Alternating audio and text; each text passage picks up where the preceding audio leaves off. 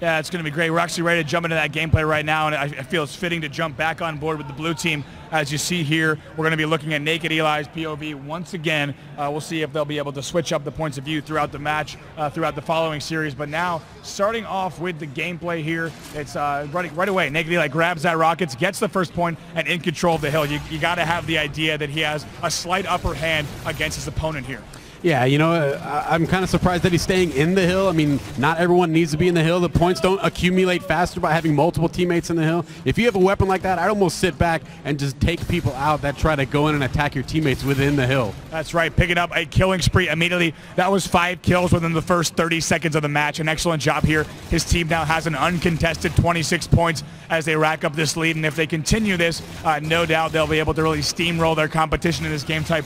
Let's also remind everyone at home that this is the first time this game type has ever been played in competition. Also the first time either of these teams has ever played this game type. So this is really a first look at Vertigo King of the Hill. And as you said, that A hill is surely going to be moving over to B. As you see right here in the bottom of the cave, Eli already on his way to grab those points. Now blue team with a huge lead, 37-6. Yeah, I almost want to call this area wreckage. I mean, if over on the left side there's a cliff and there's like a tunnel that's made out of a damaged structure. That's kind of cool, and that's almost, I want to call that the wreckage area side of the caves. And even farther back in these caves, there's all the sorts of like tech boxes and things. I mean, there's all sorts of call-outs that I think are going to be really good for this map and easy to use for players to locate themselves. Yeah, Eli right there with a knife in the back pocket lands that kill with the energy sword. As you see his team doing really well here to establish a huge lead on Vertigo King of the Hill. And you got to wonder, Quinn, could this be the start of a huge run?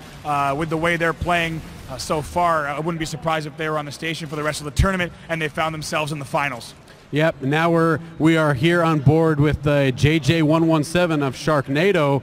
He's lower left-hand corner. He's got the regen field. I'm curious to see how he uses that in this mode. You could actually trigger the regen field outside of the hill, and you could stand inside the hill and use it. Regen field, for those of you who don't know, it helps regenerate your shields faster. So really curious to see how he utilizes that, and as well as he's got his DMR loadout pushing up on this hill and the what we're calling the base area. There's a lift right there. 2 teammates of Twerk Team push up there, and it looks like he's got taken out, and now we've got the blue team out there trying to take control of that once again as it's 93-6 and counting. Yeah, right here really racking up a huge lead. Once again, this game type is played up to 250 points, and Twerk Team doing a really job to race all the way there. We're also seeing Sharknado using that new DMR from the Steel Skin Pack, which is pretty fancy if I do say so myself. However, he hasn't really been able to put it to good use just yet. Yeah, I do really like that skin. I think just the combination, the gold and the wood finish on it, is pretty great. But you know what? Like you said, they're not really doing so hot right now. I mean, I'm kind of curious to see how are they going to pull this out, if at all. You know, I mean, just 4 minutes left. It's looking lights out. It is definitely looking grim. Switching back on board with Naked Eli, who still has that sword out, really wrecking havoc, and might pick up this Incineration Cannon. Now with the Incineration Sword combo, not sure I've ever seen that, but he's rocking it and doing quite well. His team racking up a huge lead, and it's really just a matter of time until they get to that 250 mark, which I wouldn't be surprised if he got there before the time actually ran out. Red team getting a little bit of time here, but that Incineration Cannon just destroys all of Hill D, and they pick up that kill. And look at that, Naked Eli using that Incineration Cannon to his advantage and just racking up this huge lead. So them doing pretty well here. We talked about these outer caves, Quinn. Yep. Really, you can sneak around pretty much the entirety of the map. We even saw a player on the last game who was playing on the other team earlier. That was Team Arlington, crouching in the cave with the saw. So when you are playing modes with motion tracker enabled, these caves can be pretty deadly. And of course, with motion tracker disabled, even more important.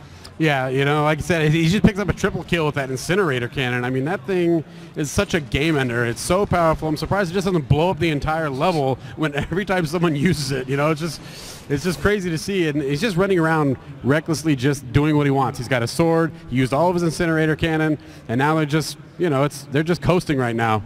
That's right there. We just saw over the shoulder of Joe Fries, who was playing over there now we're back on board with Naked Eli, who's playing. Still has that sword out. He's really controlling Ring 2. Has to be careful about those fusion coils. Now 174-20.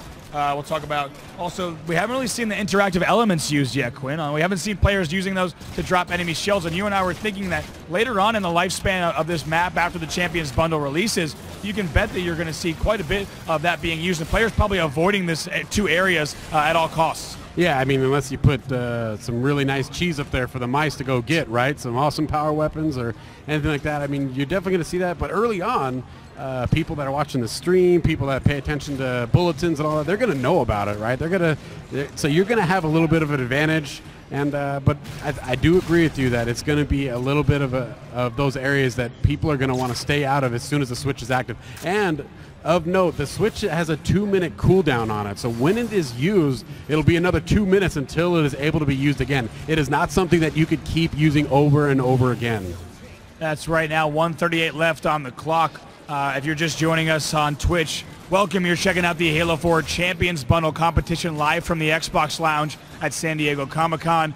We're showing off this content from the bundle for the first time in a 4v4 competition format. This content coming to Halo 4 and Halo 4 matchmaking on August 20th, but you're getting a sneak peek as top teams from around the San Diego Comic-Con attendees are here to compete to take home some Windows 8 phones, as well as gift cards from Verizon and access complimentary to the Champions Bundle when it does go live. So quite a bit on the line. The 2 longest streaks of the day are going to take home that prize, and it looks like so far Twerk team here, led by Naked Eli, is in really good position to be in the finals. Yeah, I mean, they're basically going to take this to, their streak starts at 1, and now they're going to be going to 2 here. 45 seconds left. That's pretty much all she wrote in this match. But, like again, this team that they're facing, they could get back in line. They could actually face, because we have another set of 8 stations on this stage that is not on stream. So they could actually get back in line, face another team over there, and they could actually have pretty good luck over there, Bravo. That's right. Looking over the shoulder of Xena and Joe Fries right there. You see as they casually pick up kills and control the map, really having no problem here against these challengers. And they're going to now be waiting for whoever is next in line to face them to continue their streak even further. Looks like 15 seconds left on the clock. They might be able to close it out by score limit, but actually it's going to time limit. So that's something worth noting right there. If they hop in the hill really quick, they might be able to actually end with 250. And right there they do. They beat the clock by just a few seconds.